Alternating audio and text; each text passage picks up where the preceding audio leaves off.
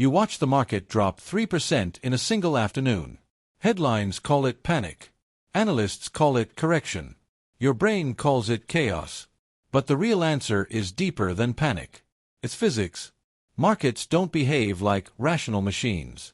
They behave like sand. Picture a child slowly pouring sand onto a table, grain by grain. For a while, nothing dramatic happens. The pile grows steadily, each grain settling into place. Then, without warning, one grain triggers a small avalanche. Then another. Eventually, a single grain causes a slide that reshapes the entire pile. Physicist Per Bak studied exactly this in the 1980s and gave it a name: self-organized criticality. A system that organizes itself, grain by grain, until it reaches a state where it's perpetually balanced on the edge of collapse. Not because something went wrong. Because that's simply what the system does as it grows. Bak ran this experiment for real, dropping individual grains of sand and recording every slide. Most additions caused nothing visible. A few caused tiny slips. Occasionally, one grain, indistinguishable from any other, triggered a collapse that reshaped most of the pile. When Bak plotted avalanche size against how often it occurred, he found a power law. Small slides happened constantly. Massive ones happened rarely. There was no typical size waiting on a predictable schedule. Here's the part most people miss. You cannot predict which grain will trigger the avalanche or how big it will be just by looking at the grain itself. The grain isn't the cause. The grain is just the trigger. The cause is the structure the whole pile built over time. Markets work the same way. Every trade is a grain. Every position, every loan, every leveraged bet stacks quietly on top of the last, mostly invisible, mostly stable, for years. Nothing about a single trade looks dangerous. But the pile keeps building. Risk doesn't accumulate randomly. It accumulates structurally, the same way sand accumulates into slopes that are always one grain away from sliding. Economist Hyman Minsky described this decades before physicists formalized the sandpile model.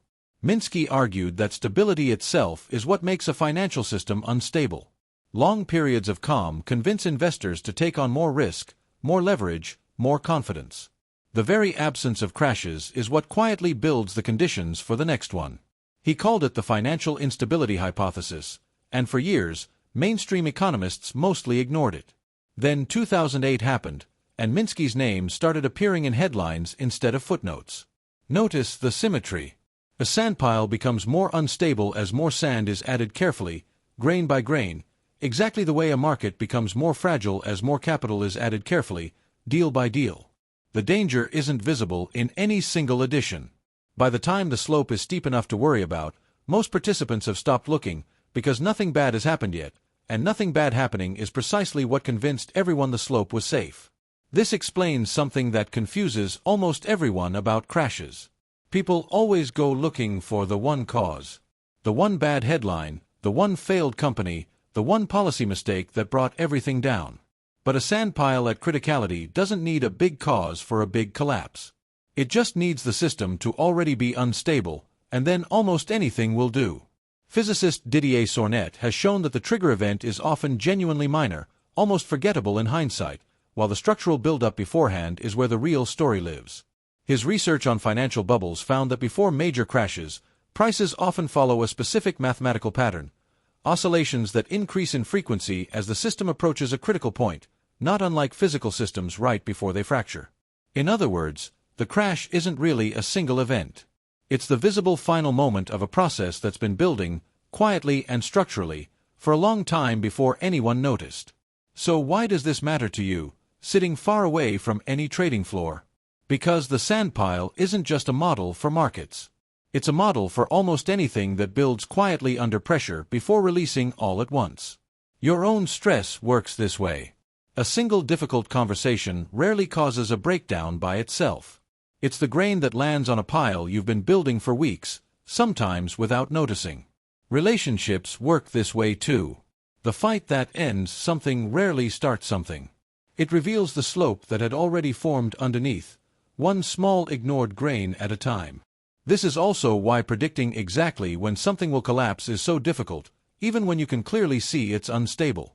Bak's research showed that in a true critical system, you can know it's fragile without being able to predict the exact moment or size of the next avalanche. Fragility is visible. Timing is not. There's a kind of humility hidden inside this physics. If markets, sandpiles, and even your own mind behave this way, then the goal was never to predict the exact grain that triggers collapse. The goal is to notice the slope. To ask, quietly and honestly, how steep has this gotten? Not whether today's grain looks dangerous, but whether the structure underneath has been building toward instability for longer than you've wanted to admit. Tonight, when you read about a market correction, or feel a small irritation tip into something larger than it should be, you won't see a single cause anymore.